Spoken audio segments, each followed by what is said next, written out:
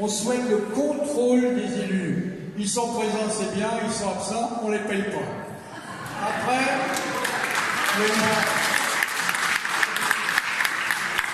Après, il y a une autre idée, une part pour nous représenter par des Français tirés au sort. Disons, les Français ne sont pas plus bêtes que les autres, pourquoi il n'y aurait pas une part de leurs représentants tirés au sort? Une autre idée, on souhaite que des experts participent auprès des députés au moment des élections, au moment des lois, pour qu'il y ait cette connotation de compétence en la matière. Voilà, non mais on vous dit ce qu'ils ont dit, sachant que, je vous dirai en conclusion, on n'était pas là pour juger. Sur la citoyenneté, sur le RIC, ça vous a été dit, on nous a suggéré un RIC au niveau...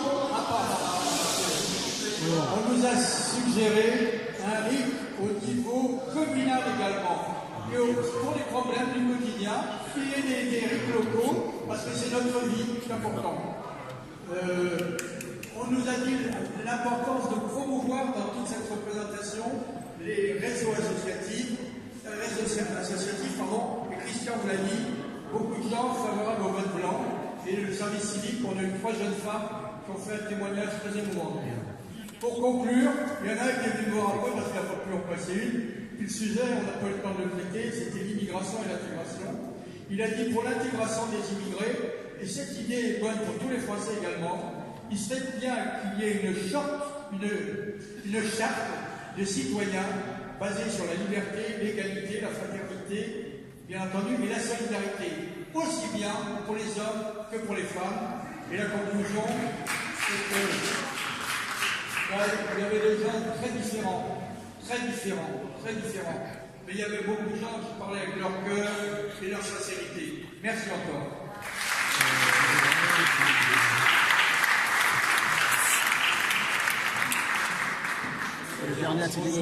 De conclusion et pour dire un peu les prochaines étapes avec Anthony. Bon, évidemment, c'est plutôt force qu'on a vécu ce soir. C'est assez beau parce qu'il y a beaucoup de monde.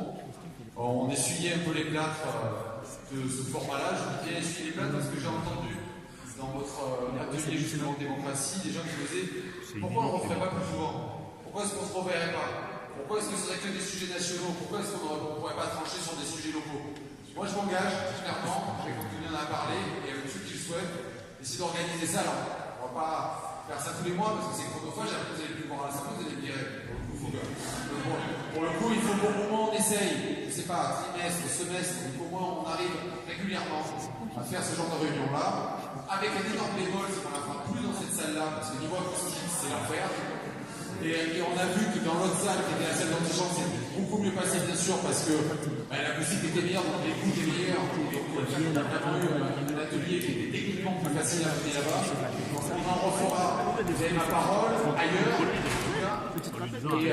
Et bien sûr, on va essayer de mettre ça en forme. On va essayer de faire un compte rendu le plus exhaustif possible pour reprendre toutes ces propositions-là. Je propose aussi que dans ces propositions, à chaque fois, nous, on essaye de mettre les conséquences. Vous savez, une proposition, quelle qu'elle soit, elle a des conséquences. Toujours. Humaines, financières ou autres, pour bien montrer la réalité de ce que ça peut être aussi. Ou des choses qui, des fois, ont déjà été faites, parce qu'il y a aussi des choses qu'on a vues en amont, des choses qui sont déjà passées. En tout cas, moi, je retiens quelques idées comme ça rapidement. Mais sur l'ISF, effectivement, ça fait consensus sur le deuxième atelier. On le remet. Mais si on met l'argent dedans, les petites entreprises, dans les moyennes entreprises, dans les startups, ok, ton argent, tu ne payes pas l'ISF. Tu le fais dormir, tu payes l'ISF. Ça, je crois que c'était important de le porter. Et je vous le dis, moi, c'est un dossier que je porte assez fortement aussi. J'ai déjà 15 députés qui me suivent là-dessus et qui signent ça, donc je pense que bientôt, on va arriver à faire un peu de bruit dessus. Ensuite, effectivement, sur le service civique, on en a parlé, c'est vrai que le témoignage de Céline était vraiment très émouvant. Je suis allé les voir après parce que on est en train de travailler beaucoup là sur le service civique et sur le service national universel, c'est qui va revenir, à la fois militaire et civique. Donc on est l'un des rares départements à avoir cette expérimentation. On va accueillir beaucoup de jeunes fin juin et pendant tout le mois de juillet ici. Et on va tripler les moyens du service civique. Moi je suis le seul député à la fois à être au comité de pilotage de ça à Paris et dont mon département est en expérimentation. Donc c'est important aussi de le dire parce que moi, le côté représentation de quartier, etc., au moment où ça fait des communautaristes, il faut sortir les gens des quartiers. Je crois que là, il y a quelque chose qui est important dans un service civique universel, c'est que tu ne le fais pas dans ton département, mais ailleurs, Et l'idée, c'est vraiment le brassage là, parce que voilà, il y a des choses, on expliquera, hein, le secrétaire d'État au quartier, ça fait, à la fois on ne peut pas stigmatiser, et à la fois on voit un truc qui est très stigmatisant. Enfin bon, néanmoins.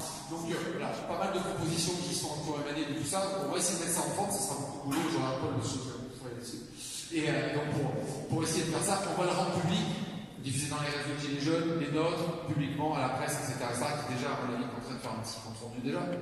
Mais donc voilà, merci encore. Merci vraiment, cet acte de citoyenneté et démocratie tellement rare par chez nous. On va le refaire, on va